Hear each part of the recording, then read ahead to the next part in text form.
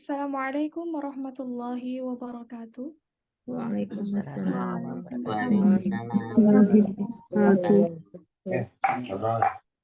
Yang terhormat Ustazah Erika Suryani Dewi LC.MH, selaku narasumber kajian pada malam hari ini.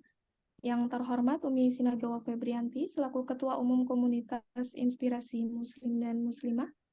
Yang tercinta para asatizah dan ummahati fillah yang insya Allah dirahmati oleh Allah.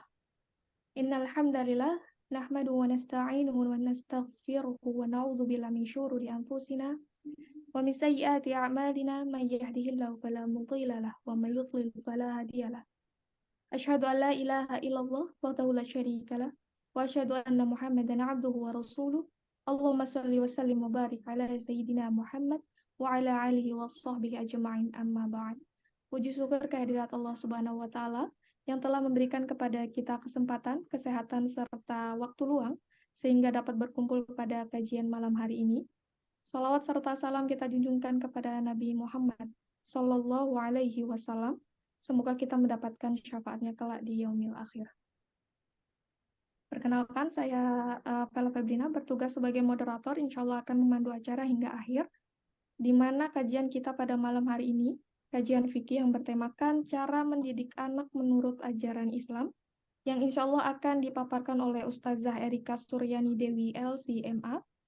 Beliau lahir di Jakarta tanggal 12 April 1971, beralamatkan, status menikah dengan 6 anak, cucu 3, alamat Jalan Bangka, Pela Mampang, Mampang Perapatan, amanah online, pengisi kajian MKFMDT Bandung, ketua komunitas Kotaku, kajian fikih online di beberapa komunitas di dalam negeri maupun luar negeri. Adapun amanah offline, yaitu sebagai ketua komunitas Kotaku, komunitas pecinta Al-Quds, bekerja sebagai dosen tafsir hadis di STID DI Al-Hikmah, Mampang, Jakarta Selatan, pembimbing haji dan umroh di Sabita Travel, MK Travel, Cordova Travel, tim asatizah DT Bandung, Jakarta, Batam, da'iyah, mubalighah, perkantoran dan majelis taklim di Jabodetabek dan Indonesia. Bergerak di bidang dakwah, tafsir, hadis, dan fikih. Usaha yaitu merupakan owner dari Sabita Travel, travel haji, umroh, Islamic tour domestik dan internasional. Bergerak di bidang spesialis jasa haji dan umroh, memfasilitasi manasik yang sesuai dengan sunnah Rasulullah Shallallahu Alaihi Wasallam. Pendidikan S1 dan S2 di International University of Africa, Khartoum, Sudan. Moto hidup, menjadi manusia yang paling bermanfaat bagi sesama. Baik, sebelum dilanjutkan membacakan susunan acara, kembali mengingatkan akan ada 3 pertanyaan terbaik pilihan Ustazah Erika, di mana 2 pulsa untuk 2 pemenang, 1 buku untuk 1 pemenang.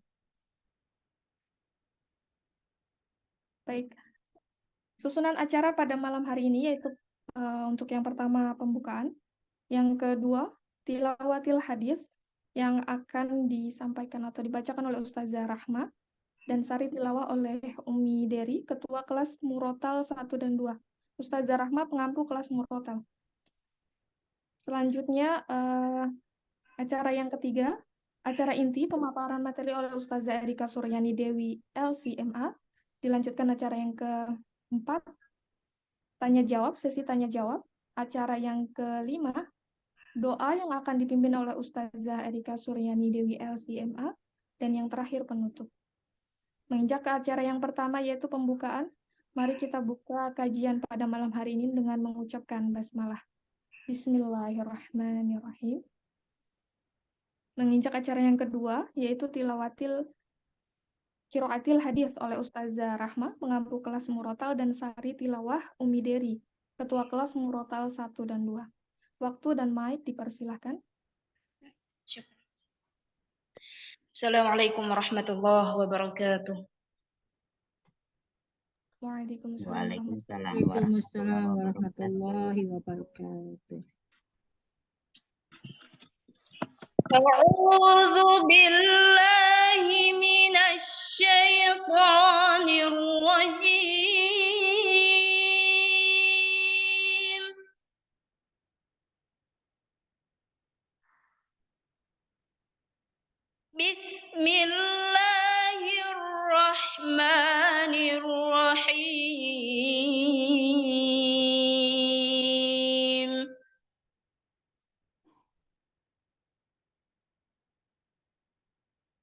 وقضى ربك ألا تعبدوا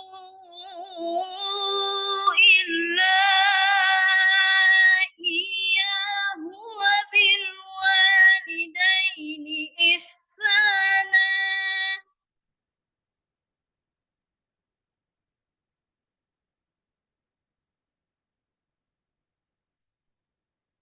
إما يبلغن عندك الكبر أحدهما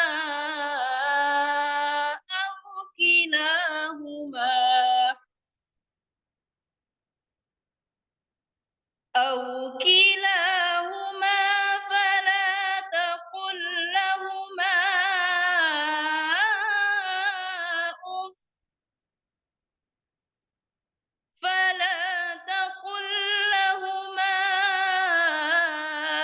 أف ولا تنهرهما وقل لهما قولا كريما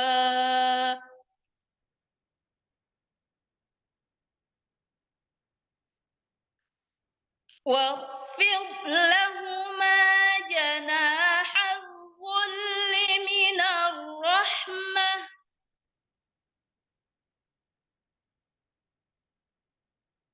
واخفض لهما جناح الذل من الرحمة وقل رب ارحمهما كما ربياني صغيرا ربكم أعلم بما في نفوسكم إن تكونوا صالحين فإنه كان للأوابين غفورا صدق الله العظيم.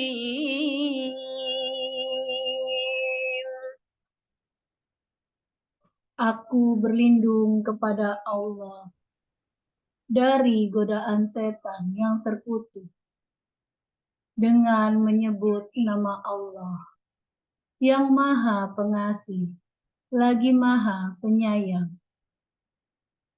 Dan Tuhanmu telah memerintahkan agar kamu jangan menyembah selain Dia.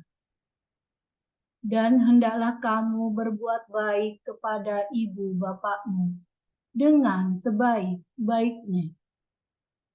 Jika salah seorang di antara keduanya atau kedua-duanya sampai berusia lanjut dalam pemeliharaanmu, maka sekali-kali janganlah kamu mengatakan kepada keduanya perkataan dan janganlah kamu membentak mereka, dan ucapkanlah kepada mereka perkataan yang mulia. Dan rendahkanlah dirimu terhadap keduanya dengan penuh kasih sayang. Dan ucapkanlah, wahai Tuhanku, sayangilah keduanya, sebagaimana mereka berdua telah mendidik aku waktu kecil. Tuhanmu lebih mengetahui apa yang ada dalam hatimu. Jika kamu orang-orang yang baik, maka sesungguhnya Dia Maha Pengampun bagi orang-orang yang bertaubat. Maha benar Allah dengan segala firman-Nya. Assalamualaikum warahmatullahi wabarakatuh. Waalaikumsalam warahmatullahi wabarakatuh. Allahumma arhamna bil Quran. Afan tadi ternyata qiraatil Quran. Afan dalam penyebutannya. Jazakumullahu khairan katsiran Ustazah Rahma dan Umi Dery atas lantunan ayat-ayat sucinya yang begitu Masya Allah, sangat merdu. Menginjak ke acara selanjutnya yaitu pemaparan materi. yang akan disampaikan langsung oleh Ustazah Erika Suryani Dewi, LCMA. Waktu dan mic dipersilahkan Ustazah. Assalamualaikum warahmatullahi wabarakatuh, Ustazah Erika. Waalaikumsalam warahmatullahi wabarakatuh. Suara saya terdengar, Mbak Vela? Insya Allah. Insya Allah terdengar Cukup ya. bagus. Ya. Jazakillah khairan. Bismillahirrahmanirrahim. Assalamualaikum warahmatullahi wabarakatuh. Alhamdulillah. Waalaikumsalam. Alhamdulillahirabbil alamin wa bihi nasta'inu ala umuri dunya waddin. Allahumma shalli wa sallim wa barik ala sayyidina Muhammad wa ala alihi wa sahbihi ajma'in wa man tabi'ahum bi ihsanin ila yaumiddin. Rabbi shrah li sadri wa yassir li amri wahlul 'uqdatam min lisani yafqahu qawli amma ba'd. Alhamdulillah, hadirat yang dirahmati Allah Subhanahu wa taala. Kalau kita berbicara tentang pendidikan anak, tentang tarbiyatul aulad, mungkin kebanyakan kita teori sudah penuh ya. Sudah banyak bacaan, sudah ikut pelatihan, sudah banyak mengikuti kelas-kelas parenting ya. Tapi sekali lagi pola pendidikan anak yang sebenarnya sudah dicontohkan oleh Rasulullah Shallallahu Alaihi Wasallam agar kita kembali kepada Al-Quran dan Sunnah. Ya, jadi dicontohkannya memang tidak hanya bicara masalah bagaimana membentuk anak. Sebenarnya anak dilahirkan sudah dalam kondisi fitrah. Fitrahnya itu baik. Fitrahnya itu muslim. Kullu mauludin yuladu 'alal fitrah. Kata Rasulullah SAW dalam sabdanya, setiap bayi dilahirkan sesuai fitrah keislaman ya. Siapa yang merusak fitrahnya? Siapa yang membuat dia jadi anak durhaka? Fa'abawahu, kata Rasulullah SAW, kedua orang tuanya lah. Atau lingkungannya yang terdekat dengan dia. Siapa yang mendidiknya yang paling dekat, yang sering didengarkan suaranya, itulah yang merubah fitrahnya. Fa'abawahu yuhawidani, au yunassirani, au yumajjisani. Kedua orang tuanya merubah fitrah muslim seorang anak menjadi Yahudi, Nasrani, Majusi. Orang tua atau lingkungan terdekat. Kalau orang tua mengatakan kami jaga baik-baik, nah sesudah itu dititipkan ke siapa? Anaknya. Siapa yang melatihnya, siapa yang mendidiknya, siapa yang membimbingnya. Ada kalanya orang tua terlalu fokus kepada sisi materi yang dibutuhkan oleh anak. Kedua orang tua bekerja pagi, siang, sore, malam untuk kemudian anak dipegang oleh selain orang tua. Anaknya dipegang, dididik oleh yang lain, ya. Yang lain yang mendidiknya boleh jadi pembantu dalam rumah tangga. Boleh jadi siapa saja yang dititipkan di rumah, yang mungkin tidak terlalu concern dengan pendidikan anak, yang barangkali juga tidak paham bagaimana nilai-nilai Qur'ani yang harus diajarkan kepada anak. Yang boleh jadi juga mereka yang di rumah, yang bersama anak ketika orang tua mencari nafkah, ya, menjemput rezeki halal untuk kebutuhan anak secara materi dan fisik, yang di rumah tidak memperhatikan sisi pendidikan agamanya. Mereka hanya concern kepada anak agar tenang, diam, kenyang. Tenang, diam, kenyang, ya. Tidak berpikir apakah sebelum makan harus bismillah, harus baca doa, apa yang dimakan, apakah halalan thayyibah. Tidak berpikir seperti itu. Nah, ada kalanya juga seorang ibu di rumah tidak bekerja di luar rumah. Akan tetapi wujuduha ka'adamiha. Adanya ibu seperti nggak adanya karena ibunya asik pegang gadget, ya, anaknya main sendiri pegang gadget juga, ya. Ini yang paling bahaya. Karena memang sebenarnya kalau kita bicara masalah pendidikan anak sesuai syariat Islam, hadirnya kita bukan hanya hadir fisik, tapi hadir nilai. Apalagi seorang ibu, al-ummu madrasah. Ibu itu sekolahan. Artinya semua nilai ada di dirinya yang disampaikan kepada anak-anaknya. Jadi ketika anak pas dewasa, na'udzubillah ya, tiba-tiba mengatakan, ibu nih nyuruh mulu. Ibu nih manggil terus. Hati-hati. Fala taqul lahuma uff. Tadi disebutkan jangan mengatakan kepada orang tua, wala tanharhuma, jangan membentak orang tua, ya. Maka waqul lahuma qawlan karima. Ucapkan perkataan yang santun. Gimana caranya anak bisa santun? Maka orang tua harus santun dulu kepada anak. Karena istilah anak durhaka itu hanya akan ditempelkan kepada anak. Itu ketika anaknya sudah akil balik. Misalnya, misal ada anak yang tiba-tiba mukul ibunya. Atau tantrum. Umur 6 tahun tantrum. Nendang ibunya. Apakah anak itu anak durhaka? Tidak. Anak durhaka itu kalau sudah akil balik, dia mukul, dia nendang, dia bentak, dia mengatakan durhaka. Tapi orang tua durhaka bisa dari sebelum punya anak. Orang tua durhaka bisa dari sebelum menikah, itu sudah ada potensi orang tua durhaka. Ketika tidak peduli nanti dia akan membangun rumah tangga dengan siapa? Apakah pria yang perhatian dengan pendidikan anak atau sekedar dia suka dengan tampangnya saja?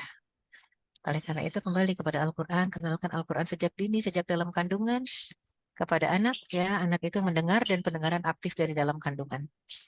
Ya, diperdengarkan ayat suci Al-Quran. Kalau mungkin non-Muslim akan mengatakan, perdengarkan musik, karena musik memancing kecerdasan. Mohon maaf, dalam Islam tidak dikenal itu. Bukan musik yang diperdengarkan, tapi ayat suci Al-Quran. Ya, kenapa? Karena memang pendengaran aktif dari alam rahim sampai ke liang kubur. Sampai di dalam kubur pun pendengaran kita aktif. Makanya kenapa kalau kita melewati pekuburan mengucapkan doa, mengucapkan salam. Assalamualaikum ya ahlad diyar minal muslimin wal mu'minin. Wa inna insyaallah bikum lahiqun. Nas'alullah lana wa lakumul afiyah. Ya, jadi kita ucapkan salam, mereka dengar, mereka nyaut, mereka jawab, alhamdulillah kita tidak dengar jawaban mereka gitu ya. Jadi memang pendengaran itu aktif dari dalam alam rahim sampai ke alam kubur. Pertama kali yang aktif adalah pendengaran. Jadi pendengarkan ayat suci Al-Quran, jangan musik Beethoven, jangan musik Mozart gitu ya. Kalau orang bule bilangnya Beethoven, Mozart bikin cerdas, mohon maaf mereka tidak kenal Al-Quran. Kalau kita sangat yakin Al-Quran lah yang membuat anak semakin cerdas, takut kepada Allah, taat kepada orang tua. Maka pendidikan Islam nomor 1 adalah memperkenalkan Al-Quran kepada anak sejak dini, sejak dalam kandungan. Ya, insya Allah kalau dikenalkan nilai Al-Quran dari sejak dini, nanti sampai dewasanya anak-anak terbiasa ya, terbiasa berinteraksi dan tidak bosan, tidak jenuh. Betapa saat ini anak-anak jenuh kalau harus memegang Al-Quran dan mushaf terus-menerus. Tapi kalau disuruh megang gadget, tidak jenuh. Ini yang bahaya ya. Jadi kita biasakan dari kecil, biasakan juga tidak ada alternatif lain selain Al-Quran. Kalau dari kecil begitu dia akan cinta dengan Al-Quran. Gadget itu lama, kalau dia sudah 18 tahun, oke, baru boleh megang. Kalau masih sebelumnya cuman dikenalkan ini adalah alat teknologi ya, yang saat ini mendukung mungkin proses belajar mengajar, apalagi kemarin pandemi, tapi jangan biarkan mereka nempel lengket dengan gadgetnya. Biarkan mereka nempel dengan Al-Quran ya. Rasulullah SAW mengatakan, ya sesungguhnya setiap anak dilahirkan menurut fitrahnya. Kalau mauludin yuladu alal fitrah, tapi sayangnya kedua orang tua dan lingkungannya itu bisa merubah fitrah anak tadi menjadi Yahudi, Nasrani, atau Majusi. Sehingga seharusnya orang tua yang dititipkan oleh Allah Subhanahu wa Ta'ala tidak merubah fitrah seorang anak. Tetap dijaga fitrah keislamannya. Jangan sampai fitrahnya rusak gara-gara didikan orang tuanya, ya. Orang tua yang merusaknya, orang tuanya suka pendidikan ala barat. Mungkin ada boleh jadi juga kita memasukkan anak ke sekolah-sekolah yang memang metode pendidikannya bukan pendidikan Islam. Nah, ini yang paling bahaya. Betapa banyak kita lihat para muslim-muslimah yang masuk ke sekolah kepribadian. Sekolah kepribadian tapi ternyata kiblatnya barat. Misalnya sekolah kepribadian John Robert Powell misal ya, sebagai contoh aja. Ya, cara makannya dilatih ala barat. Yang kalau ngambil jangan dihabiskan semua. Kalau dihabiskan kesannya rakus. Kalau makan sisakan. Kan kalau muslim nggak begitu. Kalau umat Islam, kalau makan ngambil secukupnya dan habiskan yang bersih, gitu kan. Tapi ala barat tidak. Nah, ada juga kita ajarkan anak kalau makan duduk, nggak lari-lari, sambil main-main, sambil jalan-jalan. Betapa banyak juga kita lihat orang tua yang justru mendidik anak untuk makannya sambil jalan-jalan. Ayo sambil main keluar rumah, disuapin sambil anaknya lari main ke kanan kiri. Tidak, ajarkan untuk duduk, ajarkan untuk santun. Sebagaimana Rasulullah SAW ketika mendidik anak-anak kecil makan bersama beliau. Jadi tidak dipisahkan antara makanan orang dewasa dengan anak kecil. Justru beliau akan lihat bagaimana anak ini berinteraksi dengan makanan yang ada di nampan. Ya gulam. Satu ketika Rasul menegur seorang anak laki-laki. Dalam kondisi lain Rasul menegur seorang anak perempuan. Ya jariyah. Samillah. Wakul biyaminik wakul mimayalik. Ya, wahai anak, ucapkan bismillah, makanlah dengan tangan kananmu, dan makanlah bagian yang dekat-dekat dengan dirimu. Jangan kalau makan di nampan besar, itu kayaknya rumput tetangga lebih hijau. Sebelah sana kayaknya gedean ayamnya gitu ya. Jadi diajarkan untuk santun, diajarkan untuk sopan, tidak dipisahkan makannya mereka dengan makannya orang tua di nampan. Kalau memang makannya pakai nampan, ya.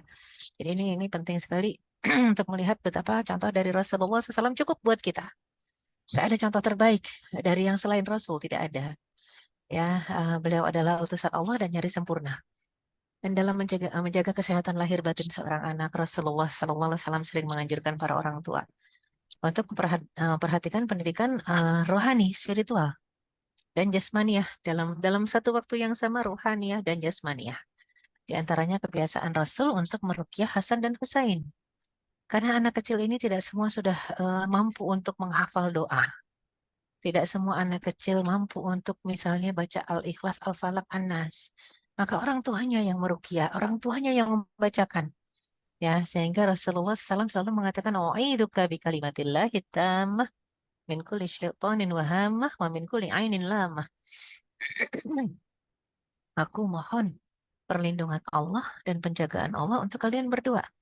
Min kulli syaitanin wahamah, dari godaan syaitan dan serangga. Anak kecil nggak bisa mukul nyamuk. Anak kecil biasanya ngusir semut masuk ke telinganya susah. Makanya didoakan ya.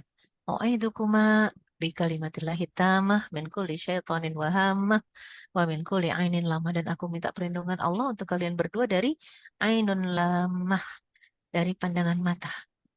Ada pandangan mata dengki, ada pandangan mata takjub, yang ketakjubannya tidak dikembalikan kepada Allah Subhanahu wa taala. Ih, lucu Bu, anaknya gendut ya. Ih, lucu Bu, anaknya cakep ya. Nggak bilang Masya Allah, nggak bilang Subhanallah, nggak bilang la haula wala quwata illa billah. Akhirnya anak yang dipuji sakit, kena ain. Ain orang yang takjub. Yang takjubnya hanya pada sosok si anak atau kepada orang tuanya. Jadi kayaknya kalau anak pinter, anak lucu, anak gemuk, anak sehat, itu yang pinter orang tuanya. Oh tidak, atas izin Allah. Atas izin Allah lah anak-anak itu ya sehat, pintar, cakep, kuat ya. Nah, jadi ini penting sekali untuk orang tua yang refleks langsung mendoakan anak, atau kalau ada yang muji langsung bilang Masya Allah, Masya Allah. Sama kalau kita dipuji juga gitu kan. Masya Allah, la quwata illa billah. Karena kalau tidak, kena ain lah kita. Ain itu tidak hanya bicara masalah kedengkian, tapi Ain juga bicara masalah takjubnya kita, tapi tidak dikembalikan porsinya kepada Allah Subhanahu wa taala. Yang paling sering mengenakan Ain kepada anak justru ibunya sendiri.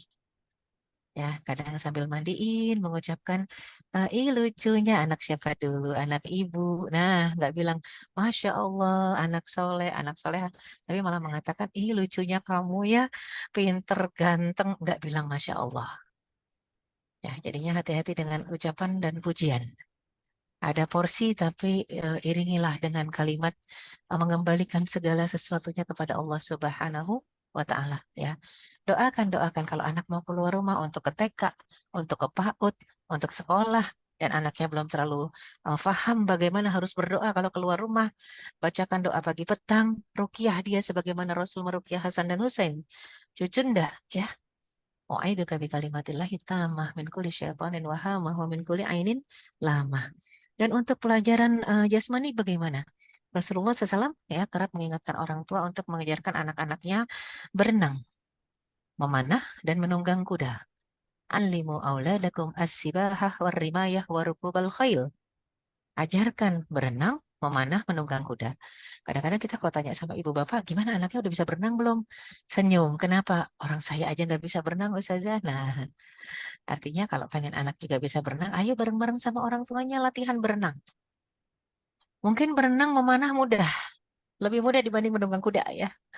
Menunggang kuda ini dahsyat, butuh keseimbangan ya, balancingnya tuh lebih susah dan lebih berat. Kalau berenang mungkin ada kursusnya, lebih mudah dan lebih murah dibanding kursus menunggang kuda. Memanah sekarang di mana-mana sudah banyak kursus memanah gratis bahkan ya. Jadi kita lihat betapa Rasulullah juga concern untuk pendidikan jasmani. Menjaga kesehatan bukan hanya spiritual, bukan hanya ruhiyah, tapi juga jasadiah. Ya, jasmaninya dipikirkan oleh Rasulullah SAW. Supaya apa? Setiap kita bisa melahirkan generasi yang kuat. Bukan hanya kuat fisik, tapi kuat akidah.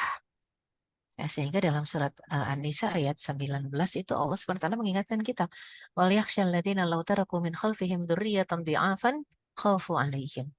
Hendaklah setiap orang tua itu khawatir nanti kalau mereka wafat meninggalkan anak-anak yang lemah. yang dikhawatirkan kondisinya. Apanya yang dikhawatirkan? Bukan cuma fisiknya lemah, takut kelaparan, anak kita tinggal sama siapa, nanti terlantar, tidak. Tapi akidahnya. Ini yang paling bahaya di akhir zaman adalah akidah dan akhlak. Ya, sudah tergradasi ya. Jadi ada penurunan akidah, akhlak, imannya juga nggak jelas. Anak-anak sekarang kiblatnya Korea, kiblatnya sekuler, kiblatnya Barat, sudah rusak. Nggak jarang yang berkiblat kepada sirah Rasulullah, sahabat Rasul, ya, tabiin, nggak ada, itu jarang sekali. Jadi memang kita butuh mujahadah, kesungguhan agar anak-anak kita kembali ke sana, ke Al-Quran dan Sunnah. Dan Rasul juga mengingatkan pentingnya untuk menjaga adab anak-anak kita. Perindah adab anak-anak. Adibu auladakum. Hubbu nabiyikum wa ala baitihi wa tilawatil Quran. Ajarkan adab sumbernya dari mana? Dari mencintai Rasulullah dengan keluarganya. Dan dari membaca Al-Quran. Lagi-lagi adab itu ada di Al-Quran. Sehingga kalau ada orang yang bertanya kepada para istri Rasulullah SAW tentang akhlak Rasulullah, maka para istri itu mengatakan, kana khuluquhul Quran. Rasul itu akhlaknya Al-Quran. Al-Quran berjalan indah sekali. Jangan sampai juga, na'udzubillah ya, kalau kita lihat banyak orang yang sekarang menjadi penghafal Al-Quran, tapi adabnya tidak dihiasi dengan adab Al-Quran. Hanya menghafalkan bunyinya, spellingnya, tajwidnya. Tapi akhlaknya jauh dari adab Al-Quran. Nah, ini yang kita khawatirkan, lebih bahaya lagi. Ya. Jadi kita berharap semoga kalau anak-anak kita ini dikembalikan pendidikannya sesuai dengan Al-Quran, dia tidak hanya menghafal saja literatur yang dia baca, tapi esensinya, isinya. Apa itu hakikatnya disebut Hafizul Quran? Ketika disebut Al-Hafiz, maka dia yang dijaga bukan cuma hafalannya, tapi isinya. Ya. Nilainya yang ada dalam Al-Quran itu dijaga, diamalkan, dipraktekkan, ya, diimplementasikan dalam kehidupannya. Itu yang kita harapkan. Makanya kalau kita bicara tentang sekolah-sekolah tahfiz sekarang yang sudah menjamur di mana-mana, sampaikan kepada penanggung jawabnya, saya tidak cukup bangga kalau dia sekedar hafal Al-Quran tapi nggak ngerti nilai Al-Qurannya. Harus ada nilai Al-Qurannya yang dibahas, dikaji, diterapkan dalam kehidupan. Ya. Jadi jangan sampai cuma hafal saja 30 juz hafal di luar kepala, tapi adabnya tidak berhias dengan adab Al-Quran. Bukan itu yang kita harapkan. Ya. Dan Nabi SAW tidak hanya memperhatikan sisi penanaman akidah sebagai landasan pertama dalam mendidik anak. Tetapi beliau juga memperhatikan sisi kejiwaan, perilaku, serta kesehatan lahir dan batin dari diri anak. Sehingga Umar bin Khattab mengatakan, ya, didiklah anak-anak kalian dengan metode pendidikan yang berbeda dengan metode pendidikan yang kalian terima dari orang tua kalian. Karena sesungguhnya mereka diciptakan untuk hidup pada suatu zaman yang berbeda dengan zaman kalian. Ya, anak-anak kita zamannya nggak zaman kita. Akan berbeda karena dia hidup nanti, ya, belasan tahun lagi jadi pemuda. Sedangkan kita hidup di zaman ini hasil didikan orang tua kita. Kalau ada yang baik yang sesuai Al-Quran, ambil dan teruskan. Tapi kalau ada yang salah, jangan diambil, jangan diteruskan. Di-cut sudah. Kadang-kadang kan suka ada yang mengatakan, nak, lihat ibu. Ibu jadi seperti ini karena didikan orang tua ibu. Nah, lihat sisi positif negatif yang mengatakan seperti itu. Ya. Lihat nilai apa yang sudah kita sampaikan kepada anak dan nilai apa yang ditanamkan orang tua kita kepada kita. Sebaik-baik nilai yang bersumber dari Al-Quran dan Sunnah Rasul Sallallahu Alaihi Wasallam. Kalau memang nilai itu adalah nilai yang tidak bertabrakan, ayo dipelihara. Tapi kalau nilai yang ternyata tidak bersumber dari Al-Quran dan Sunnah dan bersumber dari ajaran nenek moyang, yang kita paham nenek moyang kita adalah orang Hindu-Buddha. Yang kalau ada anak bayi lahir, dipakaiin peniti kabayan, yang ada banglenya, innalillahi wa inna ilaihi raji'un. Buat apa itu kalau ditanya mungkin ke orang-orang tua kita yang dulu masih primitif begitu ya. Ini biar dijaga supaya nggak ada genderuwo, kantong wewe, makhluk halus dan sebagainya. Cukup bacakan Al-Quran. Cukup disetelkan murotal di ruangan. Nggak perlu itu peniti kabayan, gunting lipet ya, dan bangle yang ditempelkan di diri bayi atau di diri anak yang sedang hamil, yang sedang mengandung. Oh, tidak perlu. Ya, kita hanya butuh penjagaan dari Allah Subhanahu wa Ta'ala, bukan dari benda-benda jimat seperti itu. Jadinya penting sekali untuk disampaikan secara halus kepada orang tua, ya, dan juga ajarkan kepada anak. Orang tua harus menyampaikan ini, ya. Jadi harus langsung juga menyampaikan dengan penuh kasih sayang. Apapun juga yang kita hadapi ke depan itu Ya, walaupun ada yang mengatakan, ya kita hidupnya di mana, Bu? Tergantung kita hidupnya di mana. Kalau di tengah masyarakat mistis, ya kita harus punya juga kekuatan mistis. Tidak. Jangan dukun dilawan dukun. Ya, kalau kita berbicara tentang kekuatan yang zaman sekarang ini dahsyat ya. Teknologi canggih ternyata tidak membuat kita melupakan ya aliran-aliran yang sesat itu. Teknologi canggih banyak yang membuat kita tetap ya bersandar kepada pagar, tanda kutip pagernya ya. Bersandar kepada pagar. Ada yang mungkin kepada minta dipagerin sama eyang ini, eyang itu, mbah itu. Orang pinter ini, orang pinter itu. Hati-hati sampaikan kepada anak itu musyrik. Ya, jadinya saya sering lihat mobil-mobil bagus, mobil-mobil canggih. Itu di belakangnya mobil-mobil mahal. Ada stiker. Jadi kadang-kadang orang kaya, orang sukses ya, itu butuh dipager buat mereka. Kenapa? Karena pasti ada yang nggak suka sama kesuksesan. Padahal cukup tadi ya, meruqyah diri dengan mandiri dengan bacaan Al-Quran itu sudah cukup dengan doa-doa yang diajarkan oleh Rasulullah SAW. Nggak perlu pakai kayak yang ini, mbah itu, sampai semua stiker itu ditulis salah satunya ya, yang Agung Community misalnya ya. Jadi memang itu banyak stiker-stiker di mobil-mobil ya yang bagus, yang mahal ya berarti pejabat yang pakai ataupun orang terkenal artis itu rata-rata minta dipager. Kita langsung mengajarkan kepada anak untuk apa? Untuk memahami bahwasanya cukuplah bersandar kepada Allah sebagaimana surat Al-Ikhlas yang sering kita baca karena pendeknya mungkin, bukan karena artinya. Allahus Samad, Allah tempat bergantung, Allah tempat bersandar. Tidak ada perlindungan yang paling utama selain perlindungan Allah Subhanahu wa Ta'ala. Ajarkan kepada anak kita untuk selektif memilih teman. Hati-hati dengan teman. Ya, almar'u ala dini khalili falyanzur ahadukum man yukhalil. Seseorang dinilai dengan agama teman dekatnya, maka lihatlah setiap diri kalian dengan siapa dia bergaul. Boleh jadi di rumah sudah dijaga pergaulannya, dititipkan ke sekolah Islam, yang guru-gurunya juga bagus. Teman bergaulnya rusak. Ya, anak-anak sekolah Islam, misalnya para muslimah. Banyak yang begitu sampai pagar sekolah udah buka kerudung tuh. Belum masuk mobil udah buka kerudung. Ya, sekolahnya sekolah Islam. Nilainya yang diajarkan nilai Islam. Di rumahnya juga begitu diminta nilainya Islam. Tapi pergaulannya rusak. Maka penting kita sampaikan kepada anak-anak ya cari teman walaupun di sekolah Islam. Belum tentu semua temannya Islami. Ya, walaupun juga di pesantren. Karena banyak juga orang tua yang meletakkan anaknya yang bermasalah di pesantren. Yang penting sekolah. Ada guru dia. Jadi diserahkan kepada guru. Mohon maaf. Yang namanya sekolah dan pesantren itu bukan tempat penitipan permanen. Dia hanya dititipkan agar ada transfer ilmu yang masuk ke dalam diri anak kita. Tapi tanggung jawab, kesolehan, dan akhlak anak itu ada tetap di dalam diri orang tua. Karena orang tualah yang akan ditanya di akhirat. Guru juga akan ditanya, tapi kalau gurunya sudah memberikan yang benar, arahan yang bagus, anak-anaknya tiba-tiba tidak bagus juga hasilnya, maka orang tua yang harus introspeksi diri. Sudah sejauh mana? Ya, sejauh mana dia dekat dengan anaknya. Jangan-jangan dia sangat jauh dari sisi kedekatan hati. Ya, tadi disebutkan wujuduhu ka'adamihi, ada nggak adanya sama aja. Karena mungkin duduk bersampingan, duduk berdampingan, tapi masing-masing pegang gadget. Nah, ini paling bahaya. Ya, jadi memang penting sekali untuk masalah kedekatan hati. Kadang-kadang orang di luar sana, ya, yang sebenarnya adalah serigala, ya, yang berbulu kelinci gitu ya. Artinya musang atau serigala yang dia berbulu domba.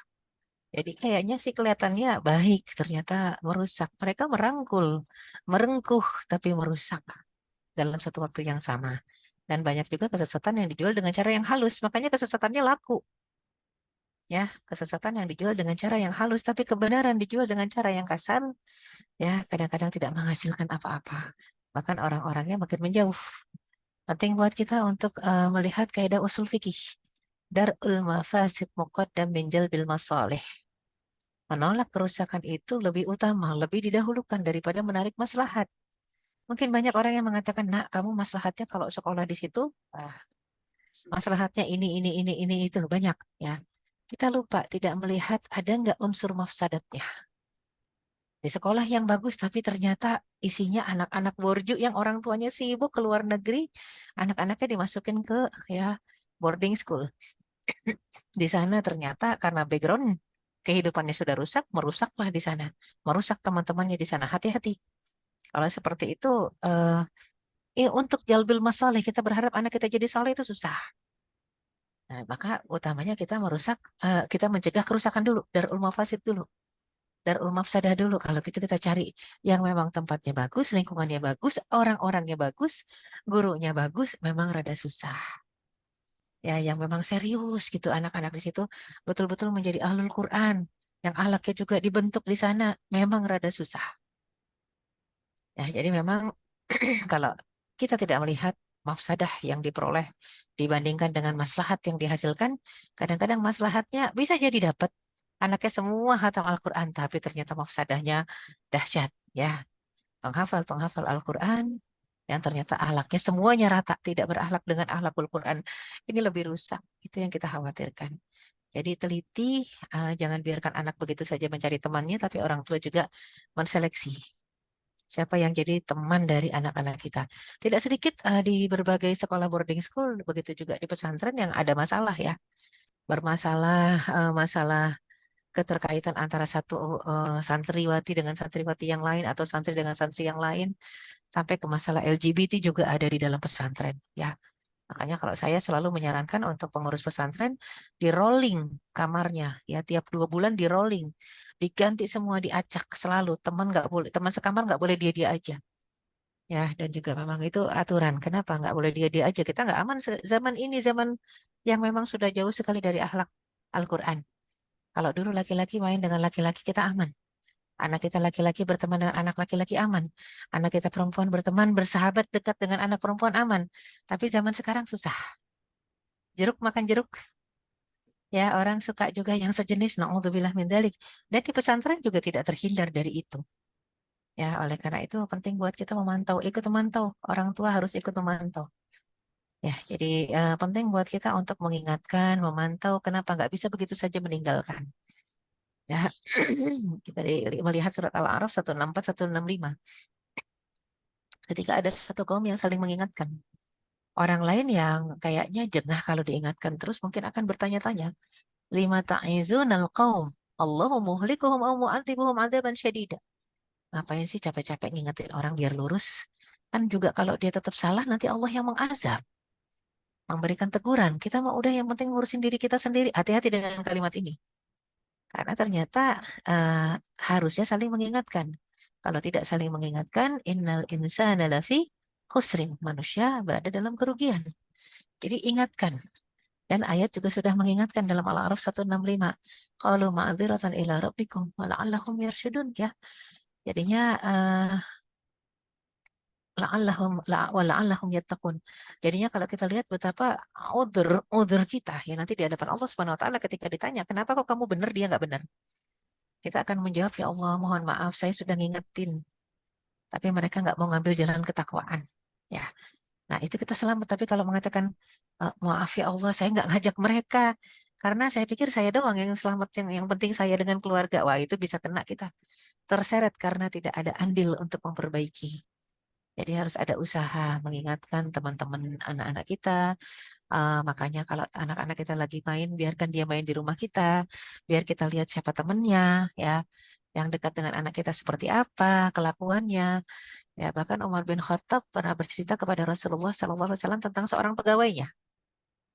Ya Rasulullah, saya punya pegawai di rumah, kerjanya cakep. Ya, pembukuan usaha Umar itu diurus secara baik oleh pegawainya. Tapi kata Umar, dia seorang laki-laki yang agak-agak kewanita-wanitaan. Apa kata Rasulullah? Refleks Rasul mengatakan, pecat dia. Kata Umar, kerjanya bagus ya Rasulullah, pecat dia. Kenapa ya Rasulullah, kata Umar? Karena ternyata ini akan ditiru oleh anak-anakmu di rumah. Ya, jadi dengan bergaul saja orang akan lihat, ih dia kayak cewek, tapi kok ada izin untuk tetap berada di dalam rumah, maka anak-anak akan mengambil kesimpulan, oh ternyata orang tua kita juga tidak menyalahkan perilaku seperti itu.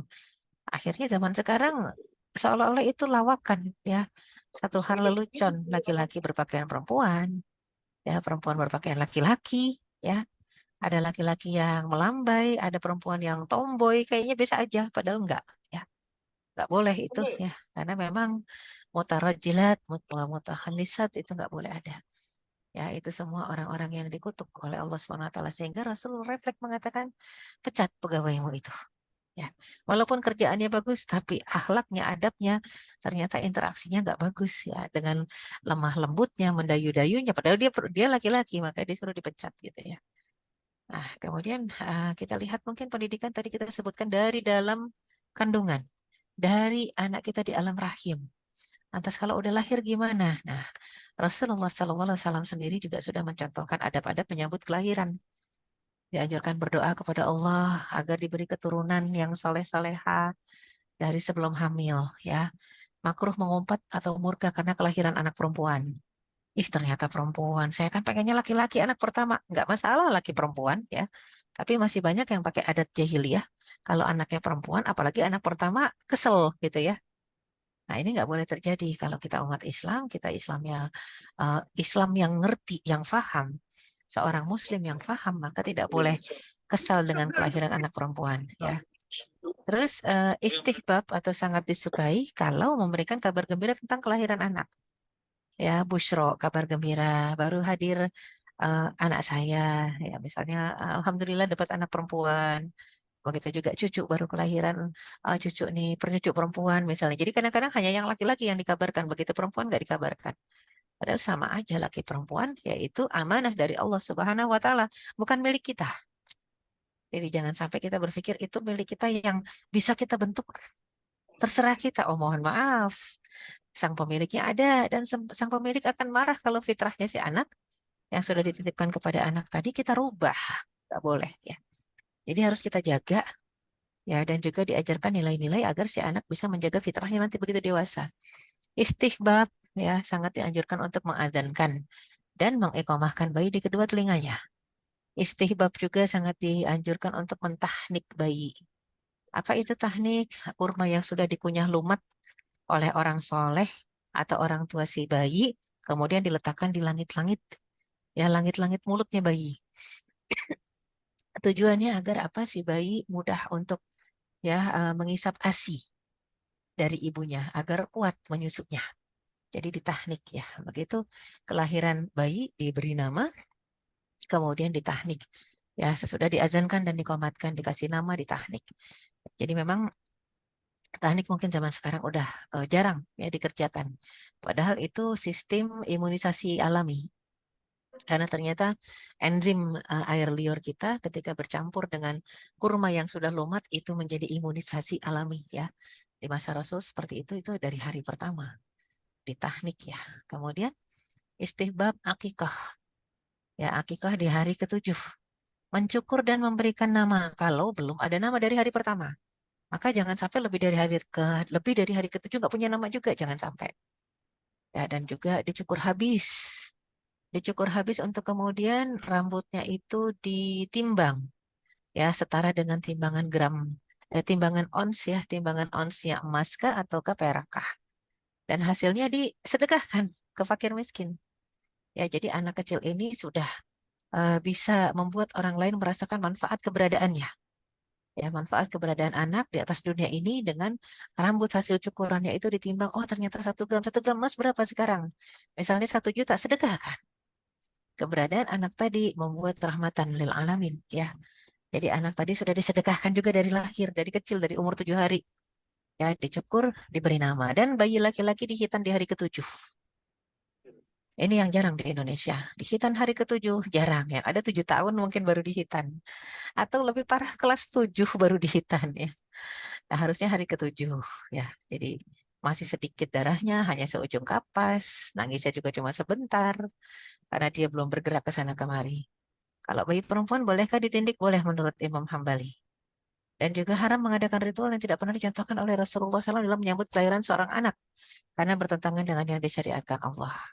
Kalau ada ritual-ritual yang nggak benar gitu ya, disuruh akikah itu pakai kambing. Kalau bisa, kalau bayi laki 2 ekor kambing, bayi perempuan 1 ekor kambing.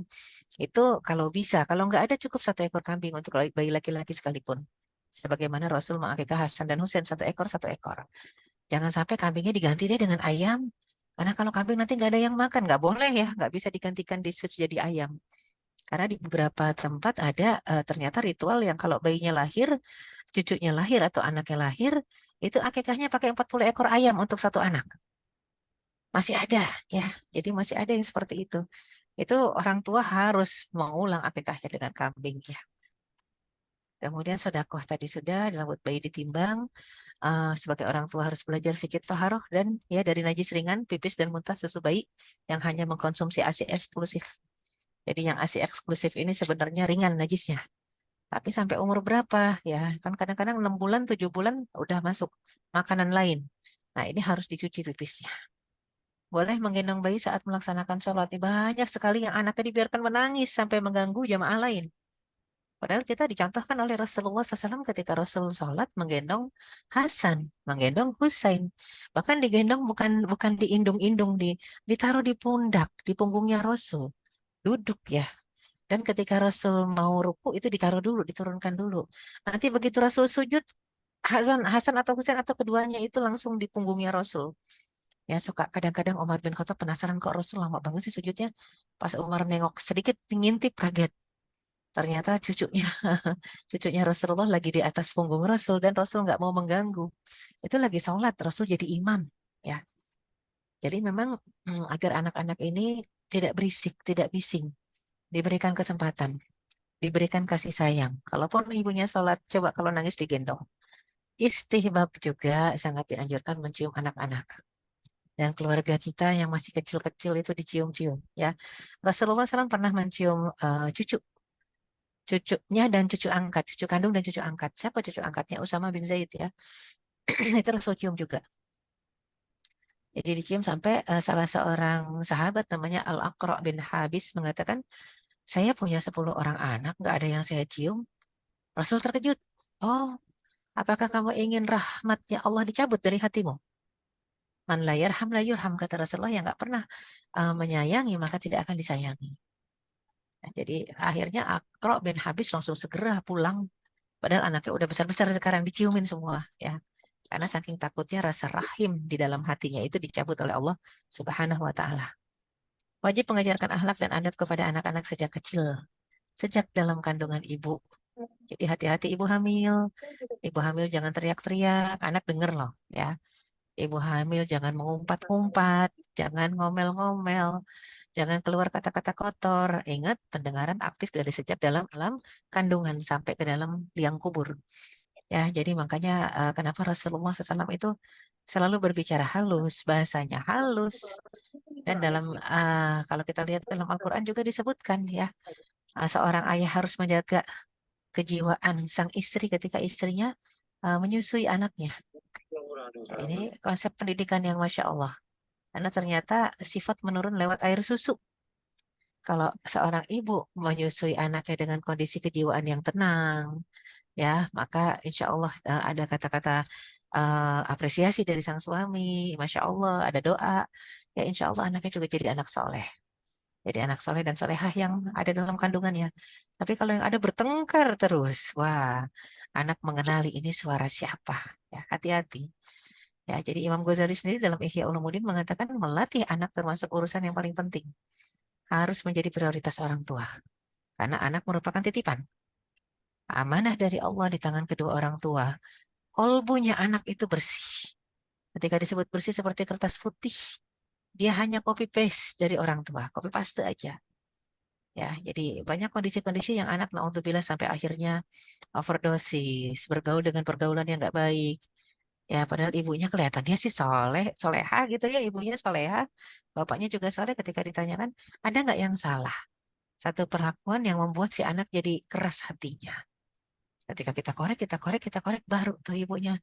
Iya sih, anaknya pernah ngomong, ya, saya nih jadi begini keras karena ibu nggak sadar pernah dulu ngunciin saya di freezer gitu ya. Ya Allah, ibunya kalau udah marah itu naruh anaknya di dalam freezer, walaupun nggak lama, beberapa detik, tapi cukup buat anak merasa ketakutan dan itu berbekas ya, sehingga hatinya jadi keras.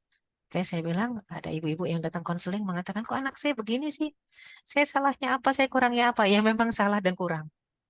Akui dulu itu, minta ampun sama Allah, minta maaf sama anak. Dia bingung, lah kok kenapa saya yang minta maaf, bukan anak yang minta maaf sama saya? Tidak, memang orang tua yang harus minta maaf. Karena anak seperti itu karena orang tuanya. Ya. Jadinya sebaliknya, jika dibiasakan dengan keburukan, ditelantarkan seperti hewan ternak, dia akan menjadi orang celaka dan binasa. Kita nggak bisa mengatakan kepada anak kita, nanti juga kalau dia lapar, dia pulang. Oh tidak, cari. Cari dia di mana, sama siapa, nginep di mana, berteman dengan siapa. Jangan sampai orang tua punya prinsip, nanti juga anaknya kalau lapar pulang. Tidak. Itu hewan ternak ya. Jadi kalau anak harus dicari. Jangan sampai seperti itu. Oleh karena itu kita lihat surat At-Tahrim ayat 6 ya, ya ayyuhalladzina amanu qu anfusakum wa ahlikum naro. Diperintahkan jaga diri dan jaga keluarga. Akrimu auladakum ya. Dan muliakan anak-anak dengan pendidikan agama. Pendidikan yang baik itu pendidikan agama. Tiada satu pemberian pun yang lebih utama dari orang tua kepada anak selain pendidikan yang baik, yaitu pendidikan agama. Mungkin ada yang mengatakan memang pendidikan agama saja cukup. Karena kalau bicara tentang pendidikan agama, nanti dia orang yang sudah tersadarkan untuk bertanggung jawab, menyembah Allah, berbakti kepada orang tua, ya maka dia akan pikirkan caranya. Selain juga pendidikan-pendidikan lain yang mendukung pendidikan agama. Ya, dan ya, juga kalau kita bicara pendidikan agama adalah nomor satu, itu utamanya, prioritasnya. Sesudah itu kita lihat bagaimana dia hidup di atas dunia ini.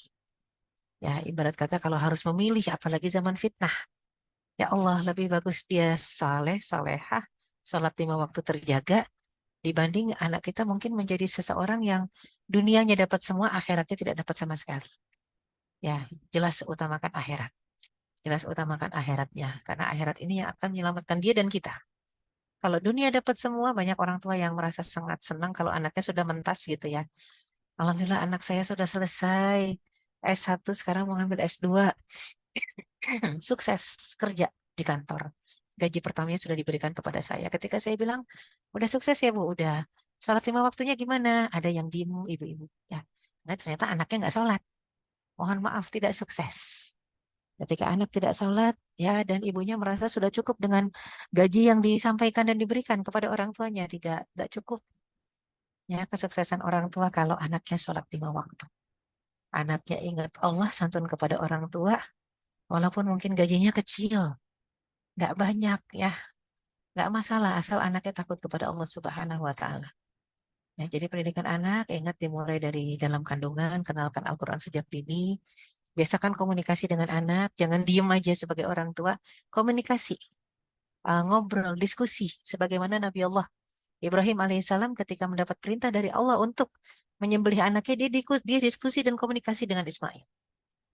Nggak ada, pokoknya kamu nurut aja, kamu tuh anak, nggak boleh ngomong, nggak boleh komentar. Oh jangan gitu ya.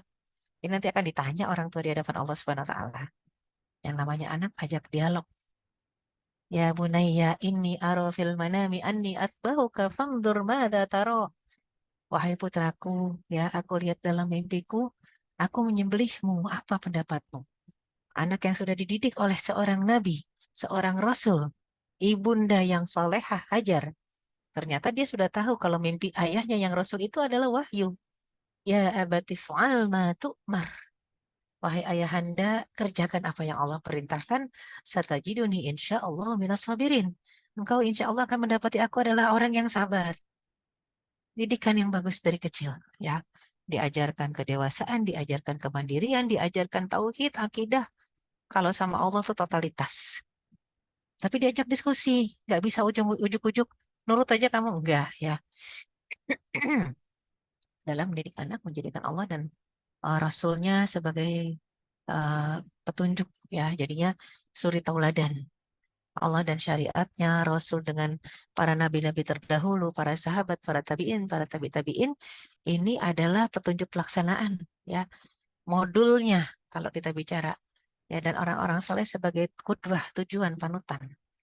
Orang tua harus memberikan contoh teladan yang baik bagi anak-anaknya. Jadi nggak cuma mengatakan, ayo azan, salat, salat, salat. Orang tuanya asik pegang gadget, asik nonton sinetron, enggak. Yuk salat, tapi orang tuanya sudah siap dengan wudhunya, udah siap dengan sejadahnya, ajak anaknya ke masjid ya. Kalau laki-laki diajak oleh ayahnya ke masjid.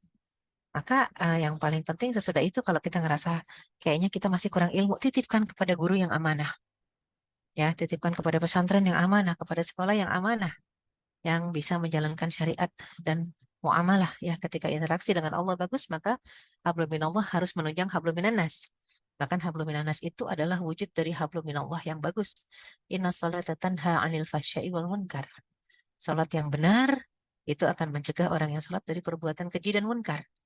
Yang merasakan perbuatan keji kita dan munkar kita siapa? Manusia, hablum minannas. Padahal itu berdampak dari apa? Dari mutu salat kita yang hablum minallah. Jadi dalam membentuk generasi baru harus mengikuti jejak dan manhaj atau metode yang digariskan oleh Rasulullah sudah dicontohkan dengan para sahabat ya. Jadi disebutkan jika kamu taat kepada Rasul, niscaya kamu mendapat petunjuk. Rasul sebagai contoh. Sabda Rasulullah SAW ya, khairul huda huda Muhammad. Sebaik-baik petunjuk adalah petunjuk Muhammad SAW. Rasulullah SAW mengajarkan Al-Quran pada para sahabat, itu bertahap 5 ayat, 5 ayat, 5 ayat. Setelah paham dan hafal, baru ditambah lagi 5 ayat, begitu seterusnya. Kepada anak kecil juga dari kecil harusnya gitu, step by step. Gak apa-apa 5 ayat, 5 ayat, 5 ayat, tapi terus diulang-ulang. Ternyata pengulangan itu ya yang bermanfaat dan mudah diingat. Bergandeng tangan bersama menuju ridha Allah. Ini penting nih. Orang tua membahasakan kepada anak ya harus dibahasakan. Ayo kita sama-sama belajar, ayo kita sama-sama berubah jadi lebih baik. Jadi bukan kamu nurut sama ibu aja atau kamu nurut sama bapak aja, enggak. Tapi ayo kita sama-sama. Ya sesuai dengan perintah Allah, sesuai dengan perintah Rasul. Ayo kita berubah. Bukan kamu harus seperti yang ibu minta, kamu harus seperti yang bapak minta, enggak gitu. Kamu dan ibu, kamu dan bapak harus seperti yang Allah minta. Kita jalan semua ini harus berjalan menuju keridhaan Allah. Karena kita akan kembali kepada Allah dan kita ingin masuk surga bersama-sama. Ayo kita berubah menjadi yang terbaik. Sesuai keinginan siapa? Sesuai keinginan Allah. Harus dibahasakan begitu ya. Syarat utama agar anak kenal Allah. Dan firman-firman ya, termasuk tadi yang dibacakan ya. Dalam tilawah kita agar anak menjaga adabnya kepada orang tua, tidak mengatakan gitu ya. Itu kan karena anak ngerti isi Al-Quran. Maka perbanyak tilawah dan menghafal sejak anak dalam kandungan. Kedua orang tua wajib memperbaiki mutu kualitas tilawah ya dan menyamakan frekuensi ketaatan dengan anak. Jadi hati-hati kalau orang tua yang ternyata nggak bisa baca Quran ya, tilawahnya masih berantakan, gimana mau melindungi diri sendiri dan melindungi anaknya? Karena Al-Quran itu kata Rasulullah SAW, dia obat. Ya, dan Allah mengatakan syifa ulinnas, hudan wa syifa, petunjuk dan obat. Ya, khususnya untuk penyakit-penyakit yang bersarang di dalam hati. Masalahnya dosisnya apa? Dosisnya adalah ketepatan tajwid.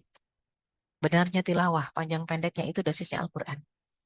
Ya, jadi menyamakan frekuensi ketaatan dengan anak, bersama anak berinteraksi dengan Al-Quran setiap saat, sambil menceritakan siroh, sejarah, keutamaan orang yang berinteraksi dengan kalam Allah ini apa. Ingat, kalam Allah. Qala Allah, yang berkata, yang berfirman Allah Subhanahu wa Ta'ala. Bukan Rasul ya, hati-hati.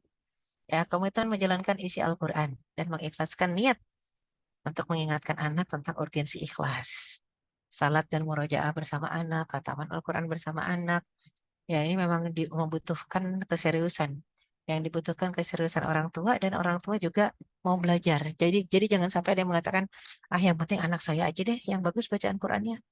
Saya mah udah tua ya, nanti tinggal pesan sama anak kalau di akhirat nggak lihat ibu cari ya gitu. Jangan begitu karena memang satu frekuensi itu penting. Satu frekuensi itu penting untuk apa? Untuk kesuksesan anak dunia dan akhirat. Maka orang tua juga harus mendekat kepada Allah Subhanahu wa taala. Ya. Wallahu a'lam bishawab. Aku qouli hadza wa astaghfirullah li wa lakum. Allahu minkum wa billahi taufiq wal hidayah. Wassalamualaikum warahmatullahi wabarakatuh. Waalaikumsalam. Ya Allah. Ternyata nauzubillah ya Ustazah ya. Ternyata kita sebagai orang tua juga menjadi sumber kedurhakaan dari anak itu sendiri. Alhamdulillah. Pencerahannya Masya Allah Ustazah, jazakillahu khairan katsiran. Saya juga sebagai ibu baru agak sedikit tertampar juga ya. Sepertinya nih Ummahat Fillah juga sudah banyak yang menahan diri atau sudah menyusun kata-kata ingin menanyakan banyak hal kepada Ustazah. Kita lanjut ke sesi tanya jawab ya Ustazah. Ya, mangga.